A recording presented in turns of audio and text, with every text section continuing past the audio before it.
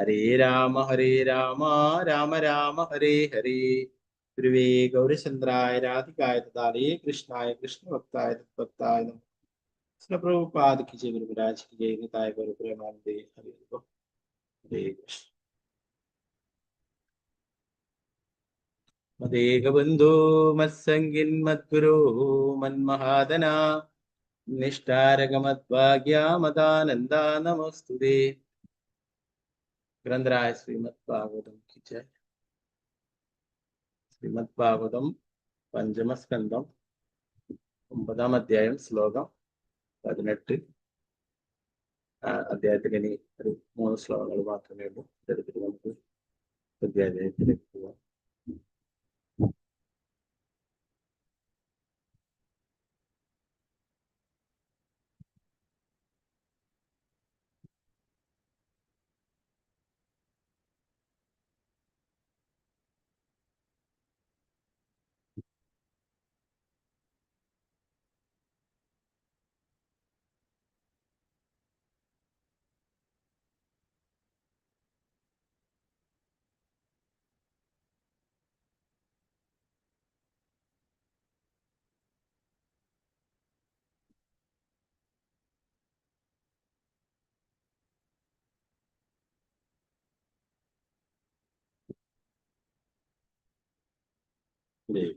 പതിനെട്ടാമത്തെ ശ്ലോകം നമ്മളിങ്ങനെ കണ്ടു അല്ലെ. ഭഗവാന്റെ ഭക്തനായിട്ടുള്ള ജഡഭരതനെ കൊള്ളക്കാരൊക്കെ പിടിച്ചുകൊണ്ട് കാളിദേവിക്ക് കൊടുക്കുമ്പോൾ അല്ലെ,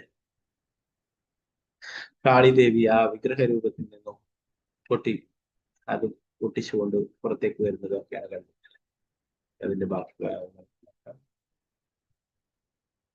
സ്ക്രീന് കാണാലോ അല്ലെ. ഹരേ കൃഷ്ണ. കാണാം ഗുരുജി. ഹരേ കൃഷ്ണ.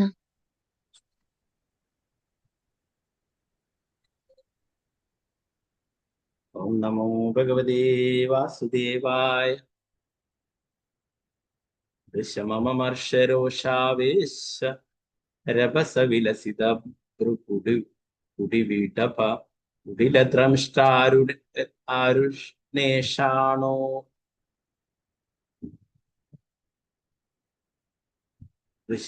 വൃഷമമർഷരോഷാവേശ രഭസവിലസിത കുടിവിടപ കുടില ദ്രംഷ്ടാരുണേഷണാടോപാധി ഭയാനകവദന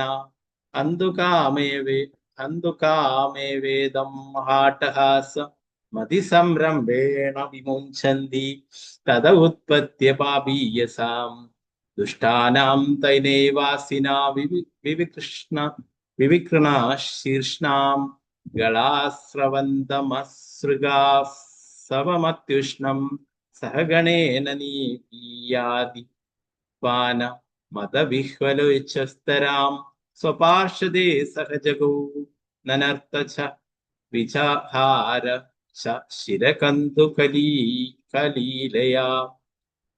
വൃഷമമർഷരോഷാവേശ രഭസവിലസിത ഭ്രുകുടിവിടപ കുടിലദ്രംഷ്ട്രാരുണേഷാണോപാധി ഭയാനകവദന അന്തുകാമാവേദം ഹാട്ടഹാസ മതിസംരംഭേണ വിമുഞ്ചന്തി തദ ഉത്പത്യ പാപീയസാം ദുഷ്ടാനാം തേനൈവാസിന വിവിക്ഷ്ണശീർഷ്ണാം ഗളാസ്രവന്ത മസൃഗാവസവമത്യുഷ്ണം സഹഗണേന നിപീയാദിപാന മതവിഹ്വലേച്ഛസ്തരാം സ്വപാർഷദേ സഹജഗോ നനർത്ത ച വിചഹാര ച ശിരകന്തുകലീലയാ. ഓക്കെ, നമുക്ക് അടുത്ത ശ്ലോകം കൂടി നോക്കാം. കുറച്ച് വലിയ ശ്ലോകമാണ്. 18-ാമത്തെ ശ്ലോകം.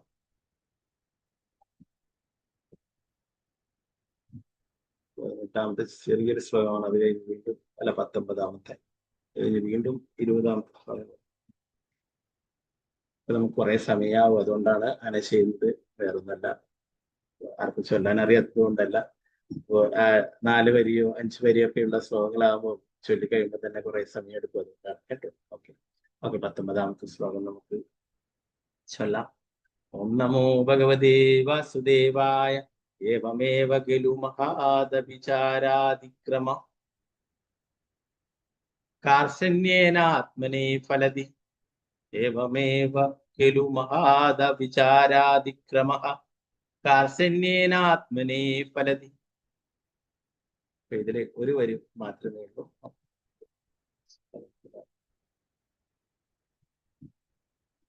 ഓം നമോ ഭഗവതേ വാസുദേവായ. ഓം നമോ ഭഗവതേ വാസുദേവായ. ഏവമേവ ഖലു മഹാദവിചാരാദിക്രമഃ कार्षण्येनात्मने फलति ഏവമേവ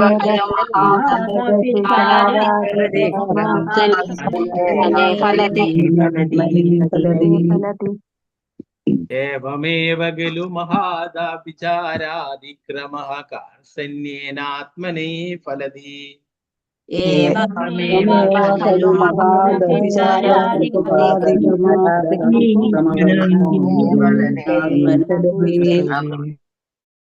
ഹരേ കൃഷ്ണ. ഒരാളായിട്ട് ചൊല്ലിക്കൊള്ളു. അംബിക കേശവി ദേവദാസ് മാതാജി ചൊല്ലിക്കൊള്ളു. ഹരേ കൃഷ്ണ. ഹരേ കൃഷ്ണ പ്രഭുജി. ഓം നമോ ഭഗവതേ വാസുദേവായ.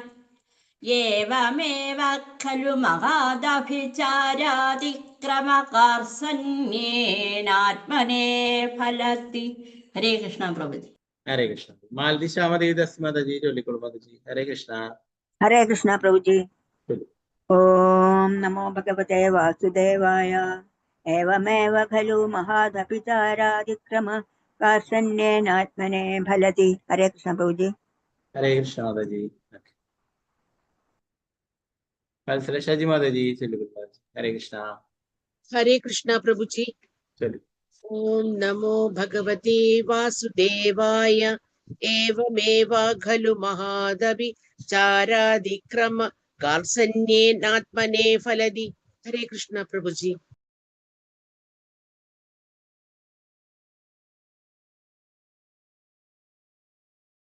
ഹരേ കൃഷ്ണ മാതാജി. നിർമ്മല മാതാജി ചൊല്ലിക്കൊള്ളു. മാതാജി ഹരേ കൃഷ്ണ. ഹരേ കൃഷ്ണ പ്രഭുജി. ചൊല്ലു. ഓം നമോ ഭഗവതേ വാസുദേവായ. ഏവമേവ ഖലു മഹാദവിചാരാദിക്രമഃ കാർഷണേനാത്മനെ ഫലതി. ഹരേ കൃഷ്ണ പ്രഭുജി. ഹരേ കൃഷ്ണ മാതാജി.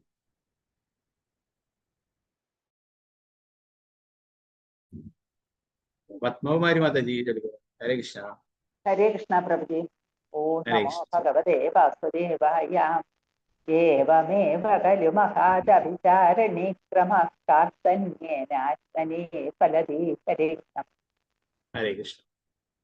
സീതാരാമനുണ്ണി മാതാജി ചൊല്ലിക്കൊള്ളു. ഹരേ കൃഷ്ണ. ഹരേ കൃഷ്ണ പ്രഭുജി. ചൊല്ലിക്കൊള്ളു. ഓം നമോ ഭഗവതേ വാസുദേവായ. ഏവമേവ ഖലു മഹാദവിചാരദിക്രമ കാർഷണ്യേ ആത്മനെ ഫലതി. ഹരേ കൃഷ്ണ പ്രഭുജി. ഹരേ കൃഷ്ണ. പങ്കജ ഹരേ കൃഷ്ണ പ്രഭുജി പ്രണാമം. ഹരേ കൃഷ്ണ. ഓം നമോ ഭഗവതേ വാസുദേവായ. ഏവമേവ ഖലു മഹാദവിചാരദിക്രമഃ കാർഷണ്യേനാത്മനെ ഫലതി. ഹരേ കൃഷ്ണ പ്രഭുജി. ഹരേ കൃഷ്ണ പ്രഭുജി.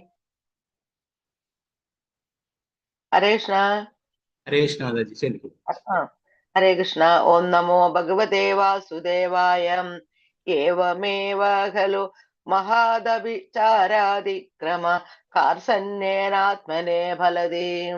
ഹരേ കൃഷ്ണ പ്രഭുജി. ഹരേ കൃഷ്ണ. രാമേന്ദ്ര പ്രഭു. ഹരേ കൃഷ്ണ പ്രഭു. ഹരേ കൃഷ്ണ പ്രഭുജി. ഓം നമോ ഭഗവതേ വാസുദേവായ. ഏവമേവ ഖലു മഹാദവിചാരാദിക്രമഃ കാർഷണ്യേനാത്മനെ ഫലതി. ഹരേ കൃഷ്ണ പ്രഭുജി. ഹരേ കൃഷ്ണ പ്രഭു.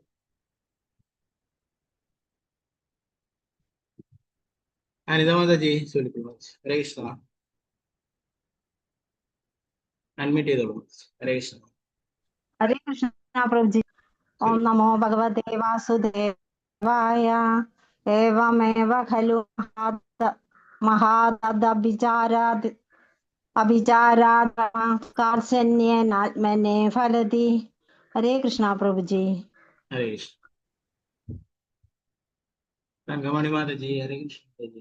ഹരേ കൃഷ്ണ പ്രഭുജി. ചൊല്ലു. ഓം നമോ ഭഗവതേ വാസുദേവായ. ഏവമേവ ഖലു മഹാദവിചാരദിക്രമഃ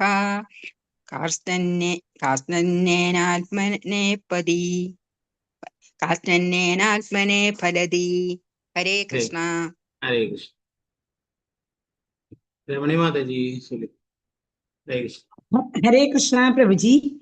ചൊല്ലു. ഓം നമോ ഭഗവതേ വാസുദേവായ. ഏവമേവ ഖലു മഹാദവിചാരാതിക്രമ കാർസന്യേനാത്മനേ ഫലതി. ഹരേ കൃഷ്ണ. ഹരേ കൃഷ്ണ. കാലോപ്രതി മാതാജി ചൊല്ലു. ഹരേ കൃഷ്ണ പ്രഭുജി. ചൊല്ലു. ഓം നമോ ഭഗവതേ വാസുദേവായ. ഏവമേവ ഖലു മഹത് അഭിചാര അതിക്രമ കാർസന്യേ ആത്മനെ ഫലാതി. ഹരേ കൃഷ്ണ പ്രഭുജി. ഹരേ കൃഷ്ണ. ഉഷാ നായർ മാതാജി ചൊല്ലു. ഹരേ കൃഷ്ണ. ഹരേ കൃഷ്ണ പ്രഭുജി. ഓം നമോ ഭഗവതേ വാസുദേവായ. ഏവമേവ ഖലു മഹാദഭിചാരാതിക്രമ കാർസന്യേനാത്മനേ ഫലതി. ഹരേ കൃഷ്ണ പ്രഭുജി. ഹരേ ഹരേ കൃഷ്ണ. വത്സലായ മാതാജി ചൊല്ലു. ഹരേ ഹരേ കൃഷ്ണ കൃഷ്ണ. പ്രഭുജി. ഓം നമോ ഭഗവതേ വാസുദേവായ. ഏവമേവ ഖലു മഹാദതിചാരാതിക്രമ കാൽസ്നേനാത്മനെ ഫലതി. ഹരേ കൃഷ്ണ പ്രഭുജി. ഹരേ കൃഷ്ണ. ശാരദജി നമ്പൂതിരി മാതാജി. ഹരേ കൃഷ്ണ മാതാജി ഹരേ കൃഷ്ണ പ്രഭുജി. ചൊല്ലു. ഓം നമോ ഭഗവതേ വാസുദേവായ. ഏവമേവ ഖലു മഹാദഭിചാരാതിക്രമഃ കാർഷണ്യേനാത്മനേ ഫലതി. ഹരേ കൃഷ്ണ പ്രഭുജി. ഹരേ കൃഷ്ണ. ശാരദ ശുഭസ്മൃതി ദാസ് മാതാജി ചൊല്ലു. ഹരേ കൃഷ്ണ. ഹരേ കൃഷ്ണ പ്രഭുജി. ചൊല്ലു. ഓം നമോ ഭഗവതേ വാസുദേവായ. ഏവമേവ ഖലു മഹാദാഭിചരിതക്രമഃ കാർസനേന ആത്മനെ ഫലതി. ഹരേ കൃഷ്ണ. ഹരേ. ഭാരതി അമ്മ മാതാജി ചൊല്ലു. ഹരേ കൃഷ്ണ പ്രഭുജി. ഹരേ ഓം കൃഷ്ണ. നമോ ഭഗവതേ വാസുദേവായ. ഏവമേവ ഖലു മഹാദഭിചാരാതിക്രമഃ കാൽസന്യേനാത്മനെ ഫലതി. ഹരേ കൃഷ്ണ. ഹരേ കൃഷ്ണ. വസന്ത മാതാജി ചൊല്ലിക്കോളൂ മാതാജി. ഹരേ കൃഷ്ണ പ്രഭുജി. ഹരേ കൃഷ്ണ. ഓം നമോ ഭഗവതേ വാസുദേവായ. ഏവമേവ ഖലു മഹാത് അഭിചാരാത് അതിക്രമാഃ കാൽസന്യേനാത്മനെ ഫലതി. ഹരേ കൃഷ്ണ പ്രഭുജി. ഹരേ കൃഷ്ണ. സുവർണപ്രഭ മാതാജി ചൊല്ലിക്കോളൂ മാതാജി. ഹരേ കൃഷ്ണ. ഹരേ കൃഷ്ണ പ്രഭുജി. ഓം നമോ ഭഗവതേ വാസുദേവായ. ഏവമേവ ഖലു മഹാദഭിചാരാതിക്രമ കാൽസ്യന്യേനാത്മനെ ഫലതി. ഹരേ കൃഷ്ണ പ്രഭുജി. ഹരേ വിരജ വിജയ ദേവദാസ് മാതാജി. ഹരേ കൃഷ്ണ. കൃഷ്ണ പ്രഭുജി. ഓം നമോ ഭഗവതേ വാസുദേവായ. ഏവമേവ ഖലു മഹത് അഭിചാരാതിക്രമ കാർഷണ്യേന ആത്മനെ ഫലതി. ഹരേ കൃഷ്ണ പ്രഭുജി. ഹരേ കൃഷ്ണ.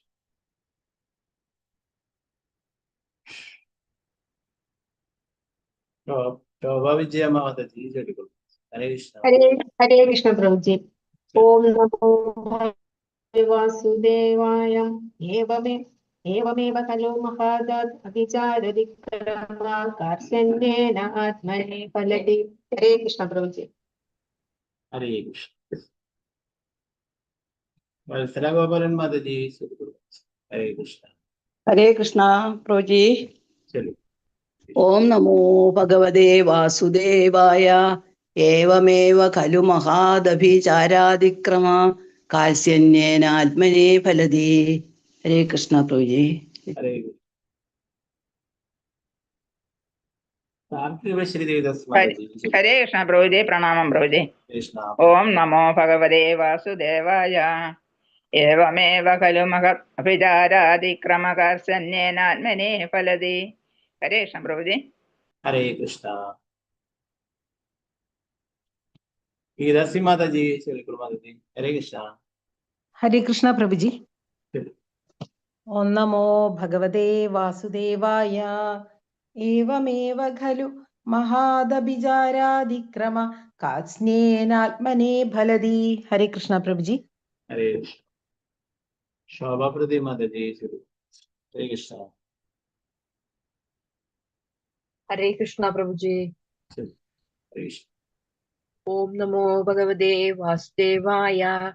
ഏവമേവ ഖലു മഹാദാഭിചാരതിക്രമ കാർസന്യേന ആത്മനവലതി. ഹരേ കൃഷ്ണ. ഹരേ കൃഷ്ണ. ഗീതാട്ടി മാതാജി ഹരേ കൃഷ്ണ പ്രഭുജി. ഹരേ കൃഷ്ണ. ഓം നമോ ഭഗവതേ വാസുദേവായ. ഏവമേവ ഖലു മഹാദഭിചാരാതിക്രമഃ കാർസന്യേനാത്മനെ ഫലതി. ഹരേ കൃഷ്ണ പ്രഭുജി. ഹരേ കൃഷ്ണ. ചിത്രാജി മാതാജി ഹരേ കൃഷ്ണ. ഹരേ കൃഷ്ണ പ്രഭുജി. ഓം നമോ ഭഗവതേ വാസുദേവായ.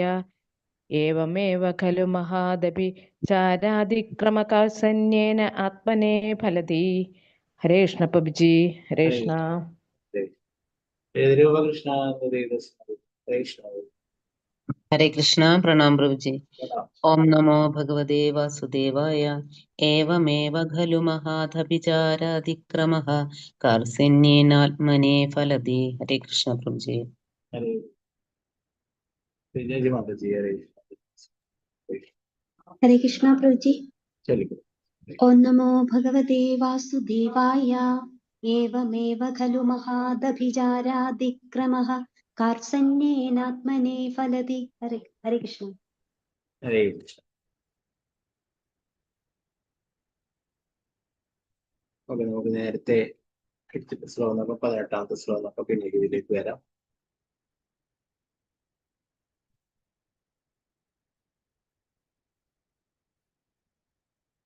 നമോ ഭഗവതേ വാസുദേവായ.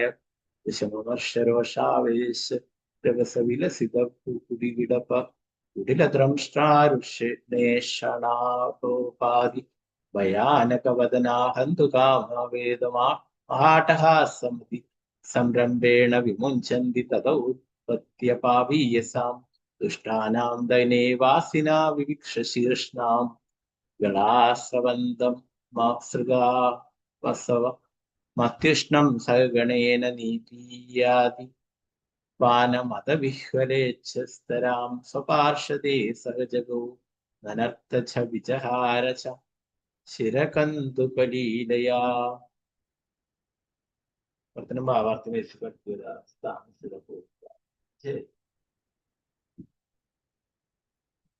അവരുടെ അപരാധങ്ങളിൽ അസഹ്യയായി രോഷാകുലയായ കാളീദേവി കത്തിക്കാളുന്ന കണ്ണുകളോട് പുരികങ്ങൾ ഇളക്കി ദ്രംശങ്ങളോട് കൂടിയ വളച്ച് തന്റെ അതിഘോര രൂപം പ്രകടമാക്കി പ്രത്യക്ഷയായി സമഗ്ര സൃഷ്ടിയെയും നശിപ്പിക്കുവാൻ ഒരുമ്പിട്ടതുപോലെ അതീവ ഭയാനകമായിരുന്നു അവളുടെ രൂപം.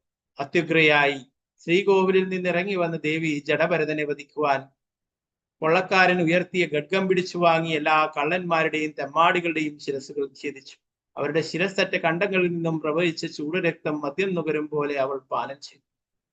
ആഭിചാരികളും രാക്ഷസികളുമായിരുന്ന അവളുടെ സഹചാരികളും അവൾക്കൊപ്പം രക്തം കുടിച്ചു ലഹരി പിടിച്ച് ദേവിയും കൂട്ടരും കൊള്ളക്കാരുടെ ഛേദിക്കപ്പെട്ട ചോരയൊലിക്കുന്ന ശിരസുകൾ പന്തുകൾ പോലെ തട്ടിക്കളിച്ചുകൊണ്ട് ലോകത്തെ മുഴുവൻ സംഹരിക്കാൻ എന്ന പോലെ അത്യുച്ചത്തിൽ അട്ടഹസിച്ചും പാടിയും ഉന്മത്ത നൃത്തമാടി. ഭാവാർത്ഥമേസി ഭക്തിവേദാന്ത സ്വാമി ശ്രീല പ്രഭുപാദ് കി ജയ്. കാളീദേവിയുടെ ഭക്തന്മാർ അവളാൽ ഒരിക്കലും അനുഗ്രഹിക്കപ്പെടുകയില്ലെന്നതിന് ഈ ശ്ലോകം തെളിവാണ്. രാക്ഷസന്മാരെ ശിക്ഷിക്കുകയും നിഗ്രഹിക്കുമാണ് കാളീദേവിയുടെ ജോലി. അവൾ ദുർഗ രാക്ഷസന്മാരുടെയും കൊള്ളക്കാരുടെയും സമൂഹത്തിൽ ആവശ്യമില്ലാത്തവരുടെ ശിരച്ഛേദം നടത്തുന്നതിൽ വ്യാപൃതിയായിരിക്കുന്നു.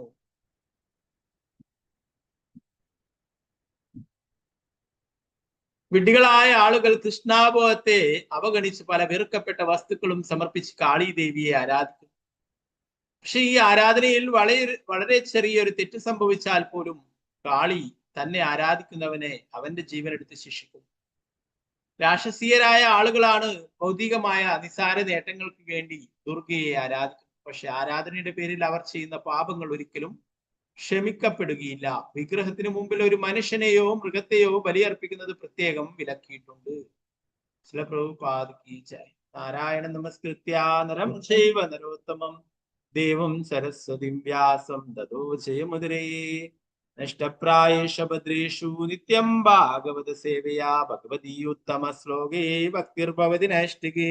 മൂകം കരോതി വാചാലം പങ്കും ലംഘയതേ ഗിരിം യത്കൃപാതമഹം വന്ദേ ശ്രീഗുരു ദീനധാരിണം പരമാനന്ദമാധവം ശ്രീചൈതന്യേശ്വരം. നമോ വിഷ്ണുപാദായ കൃഷ്ണപൃഷ്ഠായ ഭൂതലേ ശ്രീമതേ ഭക്തിവേദാന്ത സ്വാമിനിധി നാമിനി നമസ്തേ സാരസ്വതേ ദേവേ ഗൗരവാണി പ്രചാരിണേ നിർവിശേഷ ശൂന്യവാദി പാശ്ചാത്യദേശധാരിണേ. ജയ ശ്രീകൃഷ്ണ ചൈതന്യ പ്രഭു നിത്യാനന്ദ ശ്രീ അദ്വൈത ഗദാധര ശ്രീവാസാദി ഗൗരഭക്തവൃന്ദ. ഹരേ കൃഷ്ണ കൃഷ്ണ കൃഷ്ണ ഹരേ ഹരേ ഹരേ രാമ രാമ രാമ ഹരേ ഹരേ. ഗുരുവേ ഗൗരചന്ദ്രായ രാധികായ ദദാനി കൃഷ്ണായ കൃഷ്ണഭക്തായ തദ്ഭക്തായ നമോ നമഃ. ശ്രീ പ്രഭുപാദ ജയ ഗുരു മഹാരാജ് ജയ. പിതായ ഗൗരപ്രേമാനന്ദേ ഹരേ ഹരേ.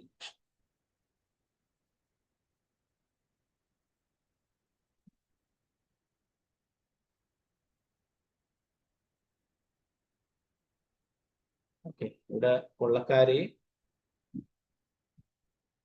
അവരോട് യാതൊരു ദ്രോഹവും ചെയ്യാത്ത ബ്രാഹ്മണനെ തട്ടിക്കൊണ്ടുപോവുകയാണ് ചെയ്തിട്ടുള്ളത് അല്ലെ, ജഡഭരതനെ. ഇപ്പൊ വീട്ടില് സഹോദരങ്ങളും മറ്റുള്ളവരൊക്കെ സദാസമയം ദ്രോഹിച്ചുകൊണ്ടിരിക്കും അല്ലെ. അങ്ങനെ അവര് പിടിച്ചിട്ട് ഒരു വിജനമായിട്ടുള്ള സ്ഥലത്തിലെ നെൽവയലിന് കാവലി നിർത്തിയിട്ടുള്ളതാണ്.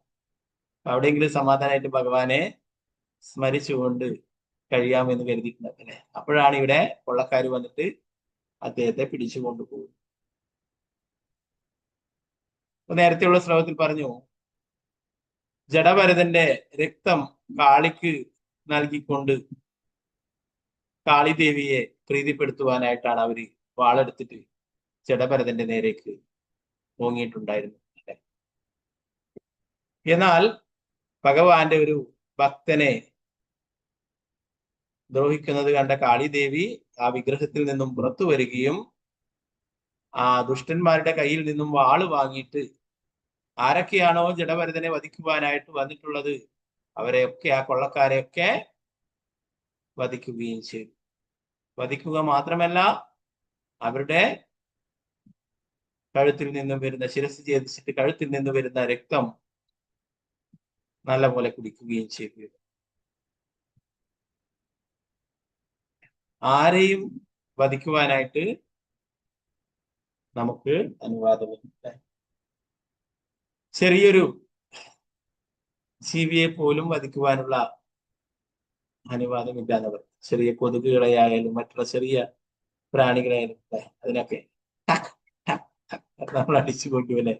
ഇപ്പോ ശ്രീമദ് ഭാഗവതം പഞ്ചമസ്കന്ധത്തിലെ അവസാനത്തെ ചാപ്റ്ററിലെ നരകങ്ങളെ കുറിച്ച് വർണ്ണിക്കുന്നുണ്ട്. അപ്പൊ അതില് ഓരോരോ നരകങ്ങളെ കുറിച്ചും ഓരോ ശിക്ഷയെ കുറിച്ചും ഒക്കെ വിവരിക്കുന്നുണ്ട്. അപ്പൊ അതിൽ പറയുന്നുണ്ട് കൊതുകിനെ കൊന്നാലുള്ള ശിക്ഷയും ഇതൊക്കെ പറയുന്നുണ്ട്. അപ്പൊ നമുക്കൊരു ജീവിയെയും കൊല്ലാനായിട്ടുള്ള അനുവാദമില്ല അല്ലെ. 26ാമത്തെ ചാപ്റ്ററാണ് നരകീയ ലോകങ്ങളുടെ വർണ്ണന. അപ്പൊ അതിൽ പറയുന്നുണ്ട് ഓരോ ജീവിയെയും, കൊതുകിനെ പോലും അടിച്ചു കൊന്നു കഴിഞ്ഞാല് അതിന് പോലും ശിക്ഷയുണ്ടെന്ന് പറയും. അപ്പൊ ഇതിനെല്ലാറ്റിനും ശിക്ഷയുണ്ട് അല്ലെ. അപ്പോ ആർക്കും ആരെയും കൊല്ലാനായിട്ട് അനുവാദം, മനുഷ്യരെ ആയാലും മൃഗങ്ങളെ ആയാലും. ഇവിടെ അവർക്ക് എന്താ പറയാ, പലരും കാളിക്കും മറ്റും ബലിയർപ്പിക്കുന്ന, നേരത്തെ പറഞ്ഞല്ലേ പ്രഭുപാദര് കൽക്കത്തയിൽ കാളി ടെമ്പിളൊക്കെ ഉണ്ട്. അപ്പൊ പ്രഭുപാദര് പറയുന്നത് അവിടെയൊക്കെ ആൾക്കാർ മാംസം കഴിക്കുന്നതിനായിട്ട് ആഗ്രഹിച്ചുകൊണ്ട് കാളി ദേവിക്ക് ബലി അർപ്പിക്കുന്നത് എന്ന് പറഞ്ഞിട്ട് അവര് അങ്ങനെ മാംസങ്ങൾ തിന്നുന്നത്. അതുപോലെ ചില ഷോപ്പുകളൊക്കെ കാളി ക്ഷേത്രം എന്ന പേരിൽ തന്നെ മാംസക്കടകൾ തുടങ്ങിയിട്ട് അവിടുന്ന് എന്താ പറയാ ആൾക്കാർ വാങ്ങിച്ചു കൊണ്ടുവന്നത് കാളിയുടെ പ്രസാദമാണെന്ന്.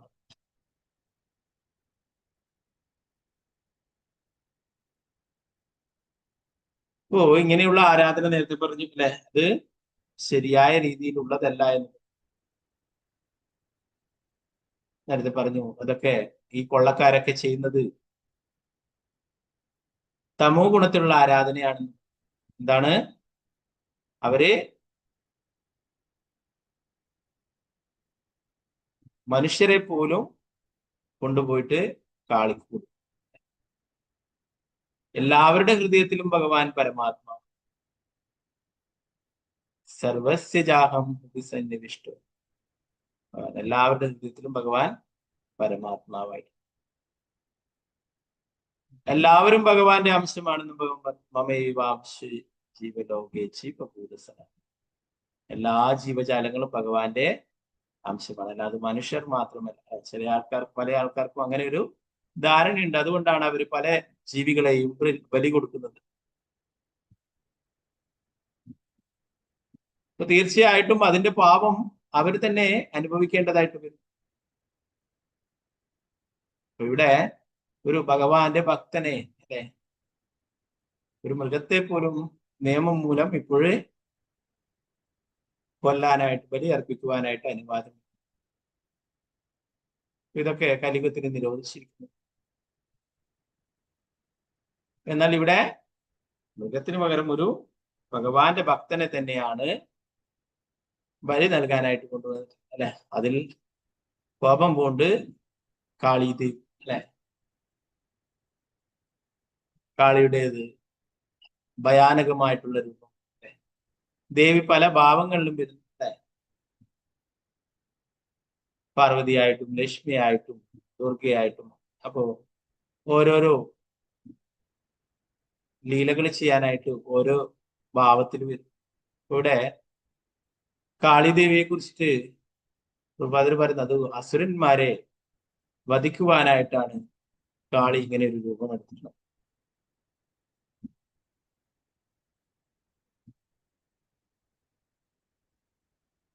അപ്പൊ ആ രൂപത്തെയാണ് ഇവിടെ ആരാധിക്കുന്നത്. ഇവിടെ പറയുന്നത് കാളി ദേവിയുടെ ജോലി അവർ രാക്ഷസന്മാരെയും കൊള്ളക്കാരെയും സമൂഹത്തിൽ ആവശ്യമില്ലാത്തവരുടെയും ശിരച്ഛേദം നടത്തുന്നതിൽ വ്യാപൃതയായിരിക്കുന്നു. വിഡ്ഢികളായ ആളുകൾ കൃഷ്ണാബോധത്തെ അവഗണിച്ച് പല വെറുക്കപ്പെട്ട വസ്തുക്കളും സമർപ്പിച്ച് കാളി ദേവിയെ ആരാധിക്കും. യഥാർത്ഥത്തിൽ കാളി എന്തിനാണ്? ദുഷ്ടന്മാരെ വധിക്കുവാനായിട്ട്, രാക്ഷസന്മാരെ വധിക്കുവാനായിട്ടാണ്, അസുരന്മാരെ വധിക്കുവാനായിട്ടാണ് ഈ ഒരു രൂപം എടുത്തിട്ടുള്ളത്. എന്നാൽ ഈ രൂപത്തിനെയും ആരാധിച്ചുകൊണ്ട് നേട്ടങ്ങൾ ഉണ്ടാക്കാനായിട്ട് ശ്രമിക്കുന്നു. ഓ, പ്രഭാതർ പറയുന്നു ഇതിലൊരു ചെറിയ പിഴവ് പറ്റിയാൽ, പക്ഷെ ഈ ആരാധനയിൽ വളരെ ചെറിയൊരു തെറ്റ് സംഭവിച്ചാൽ പോലും കാളി തന്നെ ആരാധിക്കുന്നവനെ അവന്റെ ജീവൻ എടുത്ത് ശിക്ഷിക്കുന്നു. എന്താ സംഭവിക്കുക? ചെറിയൊരു തെറ്റ് പറ്റിക്കഴിഞ്ഞാല് അവനെ തന്നെ കാളി ദേവി വധിക്കും. അപ്പൊ അതാണ് ഇവിടെ സംഭവിച്ചിരിക്കുന്നത്. കൊള്ളക്കാരൊക്കെ ജഡഭരതനെ തട്ടിക്കൊണ്ടുപോയി, അല്ലെ. അവര് നല്ല ഉദ്ദേശത്തോടുകൂടിയാണ് കാളിദേവിയെ സമൃദ്ധിയാക്കിയിട്ട് നമുക്ക് കുറച്ച് ഭൗതിക നേട്ടങ്ങളൊക്കെ ഉണ്ടാക്കണം, അതിനു വേണ്ടിയിട്ടാണ് കൊണ്ടുപോയിട്ടുള്ളത്. എന്നാല് ഫലം നേരെ തിരിച്ചായി, അല്ലെ. ഭഗവാന്റെ ഭക്തനെ ആണ് ഇവിടെ തട്ടിക്കൊണ്ടുപോയത്. ഋഷഭദേവന്റെ പുത്രനായിട്ടുള്ള ഭരത മഹാരാജാവിന്റെ ആത്മാവാണ് ആ ശരീരത്തിലുള്ളത്, ജഡഭരതന്റെ ശരീരത്തിൽ. പ്രിയം ശ്രേഷ്ഠനായിട്ടുള്ള ഒരു വ്യക്തിയെ, മഹത് വ്യക്തിയെയാണ് ഇവിടെ ബലി നൽകാനായിട്ട് കാളിയുടെ മുന്നിൽ. നേരത്തെ പറഞ്ഞു യമരാജൻ, സാക്ഷാൽ യമരാജൻ പോലും യമകിങ്കരന്മാരുടെ അടുത്തേക്ക് പറയുന്നു ഭക്തന്മാരുടെ അടുത്തേക്ക് പോകരുത്, അല്ലെ. അപ്പൊ ഇവിടെ കാളി ദേവിയെ പ്രീതിപ്പെടുത്താൻ വേണ്ടി അദ്ദേഹത്തിന്റെ കഴുത്തറത്തിട്ട് ചോര നൽകിയിട്ട് കാളി ദേവിയെ പ്രീതിപ്പെടുത്തുവാനായിട്ടാണ് നോക്കിയിട്ടുള്ളത്, അല്ലെ. എന്നാൽ അവർക്ക് തെറ്റുപറ്റി, അല്ലെ. അതുകൊണ്ട് തന്നെ കാളിദേവി കോപത്തോടെ ഇറങ്ങി വരികയും അവരെ നശിപ്പിക്കുവാനായിട്ട് അവര് വാളെടുത്തിട്ട് അറക്കാൻ നടത്തിട്ട് അതേ വാള് വാങ്ങിച്ചുകൊണ്ട് എല്ലാവരെയും വധിക്കുകയും അവരുടെയൊക്കെ രക്തം കുടിക്കുകയും ചെയ്തു. ജഡഭരതനെ വധിക്കാൻ കൊള്ളക്കാരൻ ഉയർത്തി ഘടകം പിടിച്ചു വാങ്ങിയ എല്ലാ കള്ളന്മാരുടെയും തെമ്മാടികളെയും ശിരസുകൾ ഛേദിച്ച് അവരുടെ ശിരസറ്റ കണ്ടങ്ങളിൽ നിന്നും പ്രവഹിച്ച് ചൂടു രക്തം മദ്യം നുകരും പോലെ അവൾ പാനം ചെയ്തു. ആവിചാരികളും രാക്ഷസികളുമായിരുന്ന അവളുടെ സഹചാരികളും അവൾക്കൊപ്പം രക്തം കുടിച്ചു. ലഹരി പിടിച്ച ദേവിയും കൂട്ടരും കൊള്ളക്കാരുടെ ഛേദിക്കപ്പെട്ട ചോരയടിക്കുന്ന ശിരസുകൾ പന്തുകൾ പോലെ തട്ടിക്കളിച്ചു കൊണ്ട് ലോകത്തെ മുഴുവൻ സംഹരിക്കാൻ എന്ന പോലെ അത്യുച്ചത്തിൽ അട്ടഹസ്യം പാടിയും ഉന്മത്തമാടി. ദേവിക്ക് എന്താണ്? ശിരസ് അല്ലെ തലയോട്ടികൾ കൊണ്ടുള്ള മാലയൊക്കെ ധരിച്ചിട്ടാണ് കാളിയൊക്കെ കാണാം അല്ലെ, ചില പിക്ചറിലൊക്കെ കാണാം. ഇപ്പോ ചില കാളിയുടെ പിക്ചറിൽ മഹാദേവന്റെ എന്താ പറയാ തൃക്കണ്ണിൽ നിന്നാണ് കാളി ഉണ്ടായിട്ടുള്ളതാണ്, ദേവി ഉണ്ടായിട്ടുള്ളത്, ദുർഗി ഉണ്ടായിട്ടുള്ളത്. എന്നാൽ അതേ മഹാദേവനെ തന്നെ കാലുകൊണ്ട് ചവിട്ടി പിടിച്ച ചിത്രമൊക്കെ കാണാം അല്ലെ. അപ്പൊ ആ മഹാദേവന്റെ നെഞ്ചില് കാൽ വെച്ചുകൊണ്ട് കാളിയുടെ പിക്ചറൊക്കെ കാണാം. അപ്പൊ അതൊരു ലീലയുടെ ഭാഗമായിട്ടാണ് എന്താ പ്രധാനമായിട്ടും പ്രഭുപാദരുടെ പറഞ്ഞ കാളിദേവി എന്താണ്, അസുരന്മാരെ നിഗ്രഹിക്കുവാനാണ്, ദാരികാസുരനെ വധിക്കുവാനായിട്ട് ദേവി അങ്ങനെയുള്ള ആ രൂപം എടുക്കുകയും ദാരികാസുരൻ എന്തോ വരം നേടിയിരിക്കുന്നു എന്ന് തോന്നുന്നു. ശിവൻ ഉള്ളിടത്തോളം കാലം എനിക്ക് മരണം ഉണ്ടാവരുത്. അപ്പൊ ആ അല്പസമയത്തേക്ക് ആ ശിവനെ ദേവി ചവിട്ടി പിടിച്ചുകൊണ്ട് അങ്ങനെ ഒരു ലീല ചെയ്യിക്കുണ്ടായിരുന്നു. പിന്നീട് ആ ദാരികാസുരനെ വധിക്കുകയും വീണ്ടും ശിവൻ പൂർവ്വസ്ഥിതിയിലാവും എന്നൊക്കെ പറയുന്നു. ഇപ്പോൾ ആ ലീലകളുടെ ഭാഗമായിട്ടൊക്കെ നമുക്ക് കാണാം കേരളത്തിലൊക്കെ വലിയ ക്ഷേത്രങ്ങളൊക്കെ ഉണ്ട്.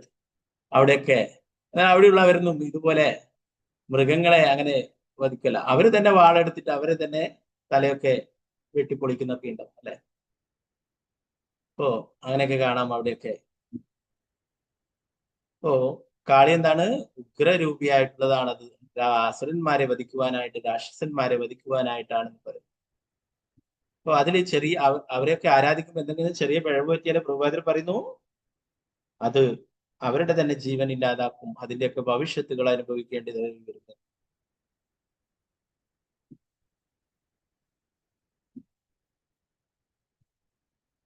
എന്നാൽ നമുക്കറിയാം ഭഗവാനെ ആരാധിക്കുന്നതിൽ അങ്ങനെ യാതൊന്നുമില്ല അല്ലെ.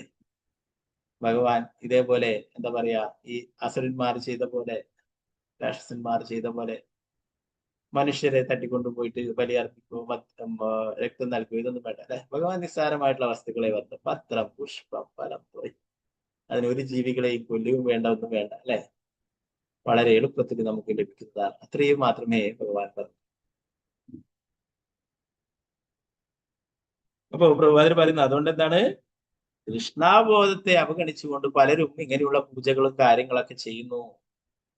ഇവിടെ പറയുന്നു കാളിദേവിയുടെ ഭക്തന്മാർ അവളാൽ ഒരിക്കലും അനുഗ്രഹിക്കപ്പെടുകയില്ലെന്നതാണ് ഈ ശ്ലോകം തെളിവാണ്.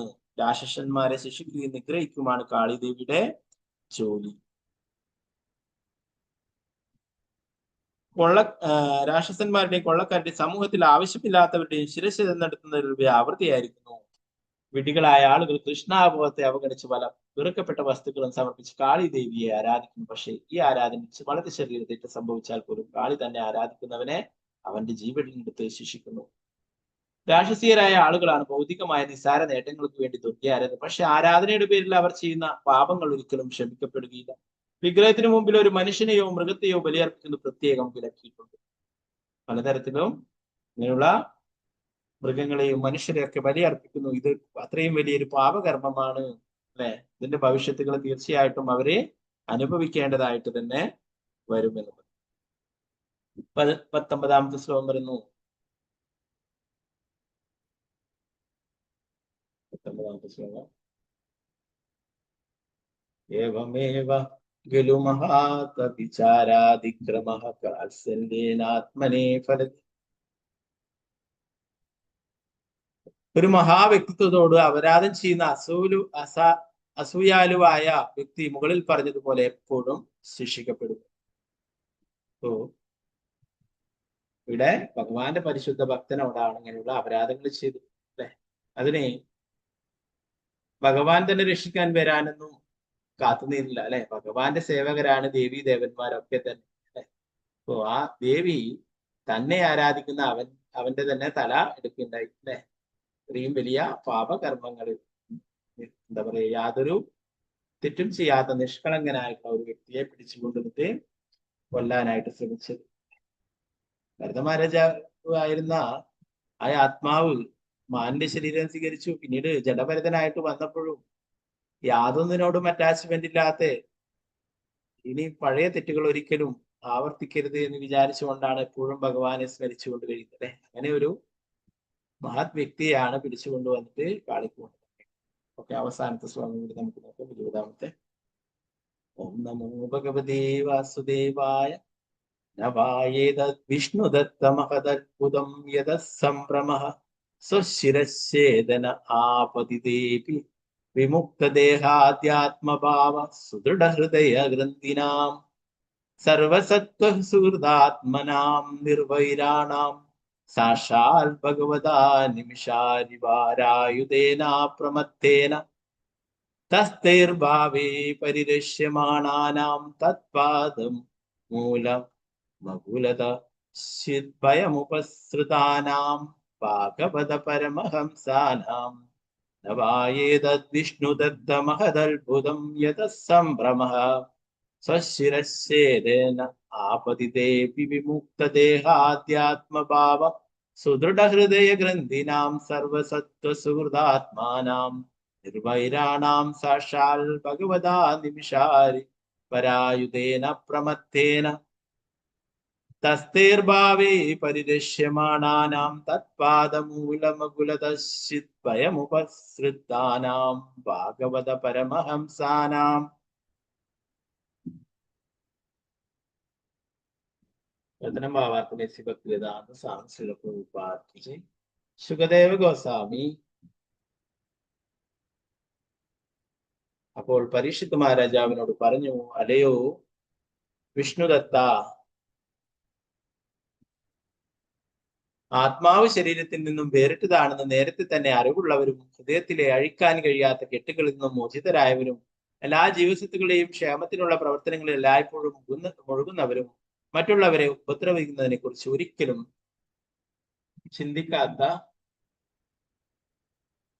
ചിന്തിക്കാത്തവരും രാഷ്ട്രരെ വധിക്കുന്നതിനും ഭക്തരെ സംരക്ഷിക്കുന്നതിനും കയ്യിൽ സുദർശന ചക്രമേന്തി പരമമായ കാലമായി വർത്തിക്കുന്ന പരമദിവോത്തമ പുരുഷനായ ഭഗവാനാൽ സദാ സംരക്ഷിക്കപ്പെടുന്നു.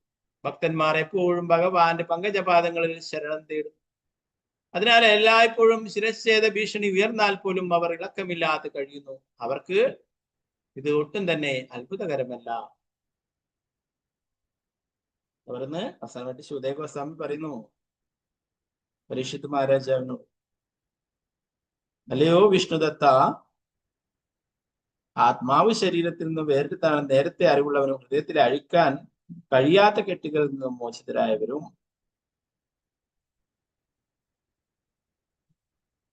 എല്ലാ ജീവസത്തുകളെയും ക്ഷേമത്തിനുള്ള പ്രവർത്തനങ്ങളിൽ എല്ലായ്പ്പോഴും മുഴുകുന്നവരും മറ്റുള്ളവരെ ഉപദ്രവിക്കുന്നതിനെ കുറിച്ച് ഒരിക്കലും പോലും ചിന്തിക്കാത്തവരും. ഒരു ഭക്തന്റെ ഗുണങ്ങളെ കുറിച്ച് പറയുന്നത് അവരെ ഒരിക്കലും മറ്റുള്ളവരെ ഉപദ്രവിക്കുന്നതിനെ കുറിച്ച് ചിന്തിക്കുന്നില്ല. എപ്പോഴും ഭഗവാന്റെ ഭക്തി സേവനത്തില് മുഴുകുന്നു. എല്ലാവരോടും ദയ കാണിക്കും, ജീവദയ. അവർക്കൊരിക്കലും ഇങ്ങനെയുള്ള മറ്റൊരു മനുഷ്യനെയോ മറ്റുള്ള ജീവികളെയോ കൊല്ലുവാനായിട്ട് സാധിക്കില്ല. എന്തുകൊണ്ടാണ്? അവർക്ക് കാണാൻ സാധിക്കും അവരുടെ ഹൃദയത്തിലും മറ്റുള്ള ജീവികളുടെ ഹൃദയത്തിലും പരമാത്മാവായിട്ട് ഭഗവാൻ ഇരിക്കുന്നു. രാക്ഷസരെ വധിക്കുന്നതിനും ഭക്തരെ സംരക്ഷിക്കുന്നതിനും കയ്യിൽ സുദർശനചക്രമേന്തി പരമമായി കാലമായി വർത്തിക്കുന്ന പരമദിവോത്ത പുരുഷനായ ഭഗവാനാൽ സദാ സംരക്ഷിക്കപ്പെടുന്നു. ഇവിടെ ജഡഭരതൻ ഭഗവാനെ വിളിച്ചില്ല അല്ലെ? വേണമെങ്കിൽ പിടിച്ചു കൊണ്ടുപോകുമ്പോൾ തന്നെ ഭഗവാനോട് പ്രാർത്ഥിക്കാം, രക്ഷിക്കാനായിട്ട് പറയാം. എന്നാൽ ഒന്നും തന്നെ പറഞ്ഞില്ല അല്ലെ?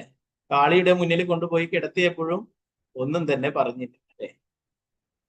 അവശ്യരക്ഷതേ ഭഗവാൻ. എന്നാൽ ആ ആപത്ഘട്ടത്തില് ജഡഭരതനെ സംരക്ഷിക്കുന്നു. ഭഗവാൻ വന്നില്ലെങ്കിലും ഭഗവാന്റെ തന്നെ സേവകയായിരിക്കുന്ന കാളിദേവി തന്നെ സംരക്ഷിക്കുകയുണ്ടായി. പറയുന്നു, ഭഗവാന്റെ ഭക്തന്മാരെപ്പോഴും ഭക്തരെ സംരക്ഷിക്കുന്നതിനും അസുരരെ വധിക്കുന്നതിനും കയ്യിൽ സുദർശന ചക്രവും ഏന്തി പരമമായ കാലമായി വർത്തിക്കുന്ന പരമദിവോത്ത പുരുഷനായ ഭഗവാനാൽ സദാ സംരക്ഷിക്കപ്പെടും. ഭക്തന്മാർ എപ്പോഴും ഭഗവാന്റെ പങ്കജപാദങ്ങളിൽ ശരണം തേടുന്നു. അതിനാൽ എല്ലായ്പ്പോഴും ശിരച്ഛേദ ഭീഷണി ഉയർന്നാൽ പോലും അവർ ഇളക്കമില്ലാതെ കഴിയുന്നു. അവർക്ക് ഇതൊട്ടും തന്നെ അത്ഭുതകരമല്ല. ഭാവാർത്ഥനെ ഭക്തിവേദാന്ത സ്വാമി.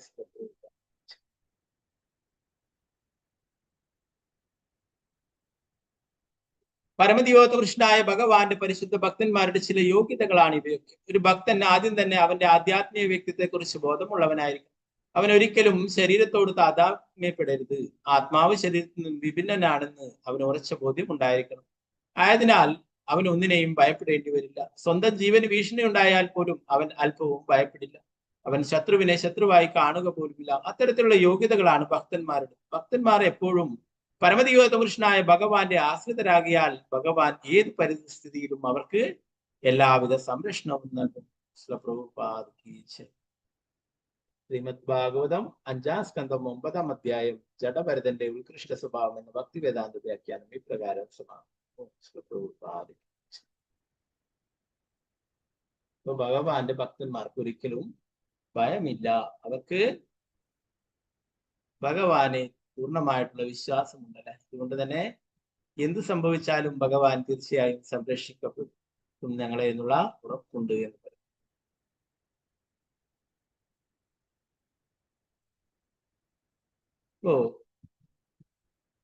പ്രവാചകൻ പറഞ്ഞു, ഒരു ഭക്തൻ ആദ്യം തന്നെ അവന്റെ ആധ്യാത്മിക വ്യക്തിത്വത്തെ കുറിച്ച് ബോധ്യമുള്ളവനായിരിക്കണം. അവൻ ഒരിക്കലും ശരീരത്തോട് താതാത്മ്യപ്പെടരുത്. ശരീരബോധത്തിലുള്ളപ്പോഴാണ് ഭയം, ഈ ശരീരം നശിക്കുമല്ലോ എന്ന്.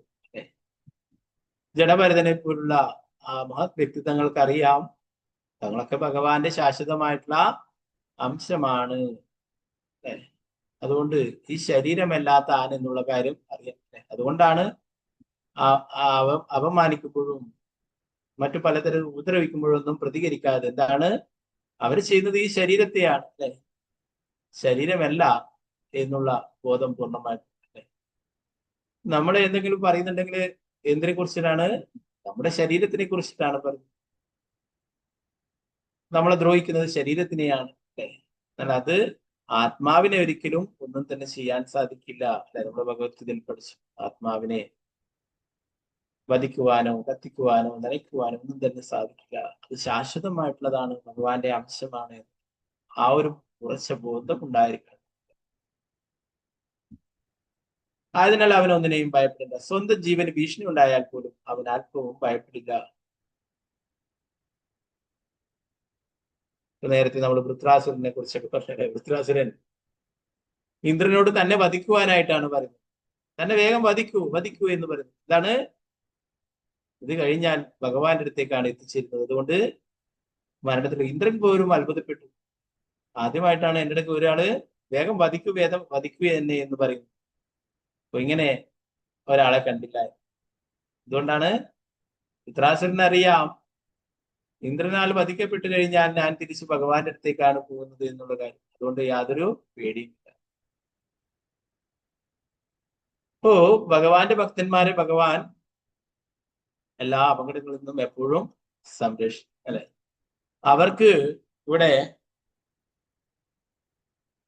കാളിദേവിക്ക് നടത്തിയിട്ടുള്ള പോലെ ബലികളൊന്നും ചെയ്യേണ്ട ആവശ്യം അല്ലെ. മനുഷ്യനെ മൃഗങ്ങളെയൊന്നും ബലി നടത്തേണ്ട ആവശ്യം അല്ലെ. ഇത് വീണ്ടും ഭഗവാന്റെ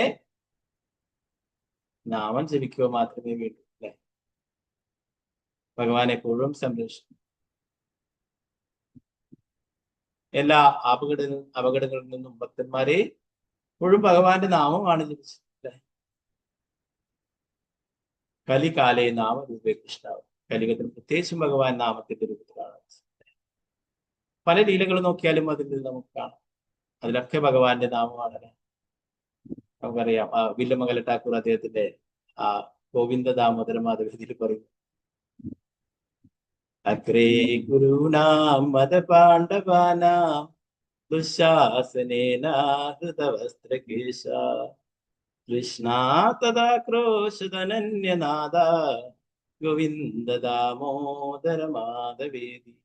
കൃഷ്ണ എന്ന് പറയുന്നത് ദ്രൗപദിയെയാണ്. ദുശാസനൻ ആ കൗരവ സഭയിൽ വെച്ചിട്ട് പാണ്ഡവരുടെ ഒക്കെ ഭർത്താക്കന്മാരുടെയും എല്ലാവരുടെയും മുമ്പിൽ വെച്ചിട്ട് വസ്ത്രമഴിക്കാൻ തുടങ്ങിയപ്പോഴേ കൃഷ്ണ ഇവിടെ പറയുന്നത് ദ്രൗപദി ഉറക്കെ വിളിച്ചു, എന്റെ നാഥ, അങ്ങല്ലാതെ എന്നെ രക്ഷിക്കുവാൻ ആരുമില്ല എന്ന്.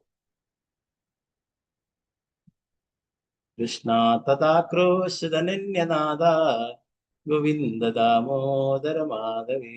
അവിടെ ദ്രൗപദി വലിയ യജ്ഞം ചെയ്യുകയോ അല്ലെ അല്ലെങ്കിൽ വേറെ എന്തെങ്കിലും ബലി നൽകുകയോ എന്നാണ് ചെയ്തു. ഭഗവാന്റെ നാമമുറക്കെ വിളിച്ചു. അതും തന്റെ ശക്തി കൊണ്ട് പിടിച്ചു നിൽക്കാനായി പിന്നെ 2 കൈകളും ഉയർത്തിക്കൊണ്ട് ഭഗവാന്റെ നാമം ജപിച്ചു ഉറക്കുകയുണ്ട്. ഭഗവാൻ അവിടെ വസ്ത്രത്തിന്റെ രൂപത്തിൽ പിടിച്ചു. ഗജേന്ദ്രൻ മുതലയുടെ പിടിയിൽപ്പെട്ടിട്ട് ഭഗവാന്റെ നാമം ജപിച്ചിട്ടുണ്ട്. നമോ നമസ്തേ അഖില കാരണായ നിഷ്കാരണായ അത്ഭുതകാരണ. ഭഗവാൻ അവിടെ ഗരുഡന്റെ പുറത്ത് നിന്നുകൊണ്ടുവന്നു. ധാരാളം ലീലകൾ എല്ലാറ്റിലും എന്താണ് ഭഗവാന്റെ നാമമാണ് അവർ ജപിച്ചിട്ടുള്ളത്. അവർ പ്രത്യേകിച്ച് വേറെ യജ്ഞം ചെയ്യുകയോ വേറെ പൂജകൾ ചെയ്യുകയോ ഒന്നും ചെയ്തില്ല അല്ലെ. നാം നാമകാരി ബഹുദാ നിജ സർവശക്തി തത്രാർപ്പിത നിയമിത സ്മരണേന കാലായ. ശ്രീ ചൈതന്യ മഹാപ്രഭു ശിഷ്യാഷ്ടകം. കലിയുഗത്തിലെ ഭഗവാന്റെ എല്ലാ ശക്തിയും ഭഗവാന്റെ ദിവ്യനാമത്തിൽ ഉൾപ്പെട്ടിരിക്കുന്നു. എല്ലാ ശക്തിയും ഭഗവാൻ ആ നാമത്തിൽ ഉൾക്കൊള്ളിച്ചിരിക്കുന്നു. അത് ജപിക്കുവാനായിട്ട് യാതൊരു നിയമനിബന്ധനയുമില്ല.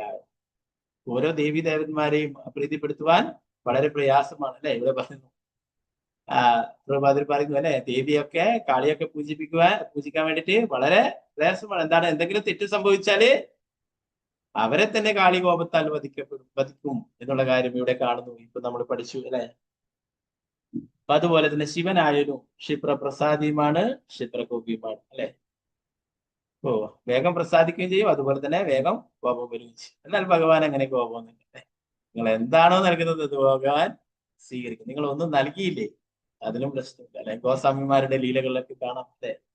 സനാതന ഗോസ്വാമിയുടെ ഒക്കെ പൂജ ഈ ഉണക്ക് ചപ്പാത്തി ഞാനിങ്ങനെ കുറച്ച് അല്പം ഉപ്പെങ്കിലും തരുമെന്ന് പറഞ്ഞു അല്ലെ. സനാതന ഗോസ്വാമി പറഞ്ഞു, നീ വേണമെങ്കിൽ നീ തന്നെ പോയിട്ട് സംഘടിപ്പിച്ചിട്ട് പോവാ, എനിക്ക് കഴിക്കാൻ. അപ്പോ ഭഗവാനും ഭഗവാന്റെ ശുദ്ധ ഭക്തന്മാരും തമ്മിലുള്ള ലീലകൾ അങ്ങനെയാണ്. ഭഗവാനെ തെറ്റ് ചെയ്താലും ഭഗവാൻ അതൊക്കെ ക്ഷമിക്കും. അത് വിചാരിച്ച് നമ്മൾ ഭഗവാനോട് തെറ്റ് ചെയ്യണമെന്നല്ല. ഇപ്പോ പല ലീലകളിലും കാണാം ഭഗവാൻ ഭക്തന്മാർക്ക് പോലും സേവനങ്ങൾ ചെയ്യും. വില്ലമംഗല ഠാക്കൂർ അവസാനം കണ്ണുകളൊക്കെ കുത്തിപ്പൊട്ടിച്ച് കണ്ണുകളില്ലാത്ത അവസ്ഥയിൽ കഴിയുമ്പോൾ ഭഗവാൻ എല്ലാ ദിവസവും അദ്ദേഹത്തിന് പാലും മറ്റുമൊക്കെ കൊണ്ടുകൊടുക്കും, പ്രസാദം കൊണ്ടു നൽകും. സാക്ഷാൽ ഭഗവാൻ തന്നെയായിട്ടുള്ള ശ്രീ ചൈതന്യ മഹാപ്രഭു അല്ലെ, ജഗന്നാഥപുരിയിലെ പ്രസാദം എല്ലാ ദിവസവും ഹരിദാസ് ഠാക്കൂറിന് കൊണ്ടുപോകും. അപ്പോ ഭക്തന്മാർക്ക് വേണ്ടിയിട്ട് ഭഗവാൻ തന്നെ നേരിട്ട് സേവനങ്ങൾ ചെയ്യും.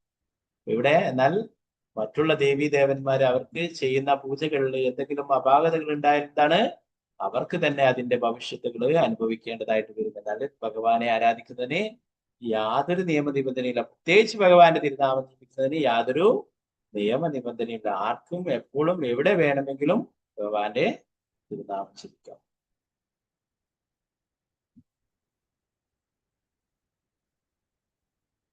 അപ്പൊ ഭഗവാൻ ഏത് പരിസ്ഥിതിയിലും നമ്മളെ സംരക്ഷിക്കും എന്നുള്ള വിശ്വാസം നമുക്ക് ഉണ്ടായിരിക്കണം. ഭഗവാൻ തീർച്ചയായിട്ടും സംരക്ഷിക്കും. ഓക്കെ, ബാക്കി നാളെ പുതിയ അധ്യായം നമുക്ക് തുടങ്ങാം. ജഡഭരതനും രഘുഗുണ മഹാരാജാവും തമ്മിലുള്ള സംവാദം എന്നുള്ളതാണ് 10ാമത്തെ ചാപ്റ്റർ.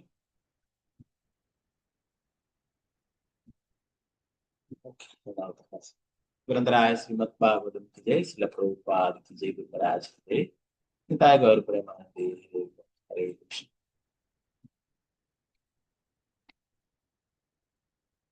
वाञ्छाकल्पतरुभ्यश्च कृपा सिन्धुभ्यः च पतितानां पावनेभ्यः वैष्णवेभ्यो नमो नमः। गुरु वैष्णव जय, श्रील प्रभुपाद की जय, गुरु महाराज की जय, निताय गौर प्रेमानंदे, हरे कृष्ण। നമുക്ക് എല്ലാ ദേവീദേവന്മാരുടെ അടുത്തൊക്കെ പോയിട്ട് പ്രാർത്ഥിക്കാം. ഇതിനാണ് കൃഷ്ണഭക്തി ലഭിക്കുവാനായിട്ട് അല്ലെ. അവർക്കും സന്തോഷം. അപ്പൊ അവരും ഭഗവാന്റെ നാമം ജപിച്ചു ഭഗവാനെ ആരാധിക്കും. അങ്ങനെയുള്ളവരുടെ ദേവീദേവന്മാരുടെ അടുത്തൊക്കെ പോയിട്ട് ഭഗവാന്റെ ഭക്തി സേവനങ്ങൾ ചെയ്യാൻ കഴിയണം എന്ന് പ്രാർത്ഥിക്കുന്നത്, ഭഗവാനെ ലഭിക്കണം എന്ന് പറയുന്നത് അവർക്ക് വളരെ സന്തോഷം അല്ലെ. ഗോപികമാരൊക്കെ കാർത്യായനി വ്രതം ഇപ്പൊ നടക്കും. ദാമോദര മാസം കഴിഞ്ഞു കഴിഞ്ഞാൽ അവര് കാർത്യായനി വ്രതം ആചരിക്കുകയാണ്. ദേവിയെ പൂജിച്ചുകൊണ്ട് വ്രതമെടുക്കും. ഇതിനു വേണ്ടിയിട്ടാണ് ഭഗവാനെ ലഭിക്കുവാനായിട്ട്. ഭഗവാനെ ലഭിക്കുവാനായിട്ട് നമുക്ക് മറ്റുള്ളവരുടെ അടുത്ത് പോയിട്ട് പ്രാർത്ഥിക്കാം. എന്നാൽ മറ്റുള്ള ഭൗതികമായിട്ടുള്ള കാര്യങ്ങൾക്ക് വേണ്ടിയിട്ട് പ്രാർത്ഥിക്കേണ്ടതില്ല. ഭഗവാനെ ആരാധിക്കുകയാണെങ്കിൽ എല്ലാം നമുക്ക് ലഭിക്കും. ഹരേ കൃഷ്ണ.